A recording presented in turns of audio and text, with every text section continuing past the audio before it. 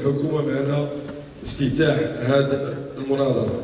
أنا سأقول لكم لو لم يكن في المغرب إلا يعني جمال مطبخه دولة عرفت بالكسكس والحريرة والمشوي والمسطيلة، كافي أن يأتيها السواح من أرض الله.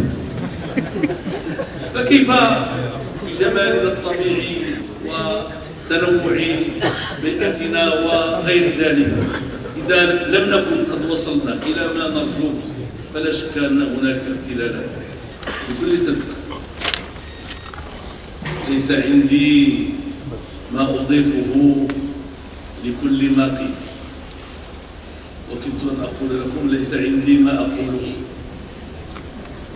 بعد كل هذا الذي قيل بصفة عامة عن السياحة وبصفة خاصة عن السياحة في بلدنا المدينة.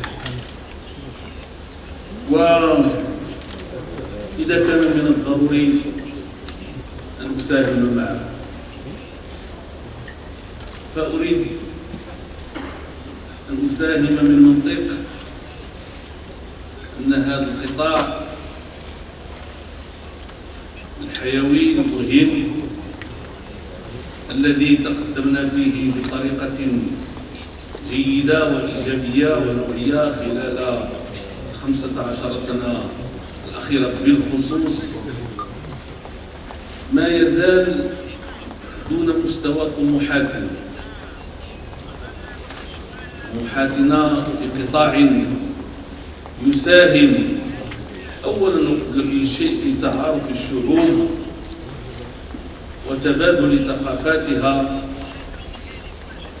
والاستمتاع بما خلق الله سبحانه وتعالى عند كل شعب بالنسبة للشعوب الأخرى من طبيعة ومن أشياء جميلة.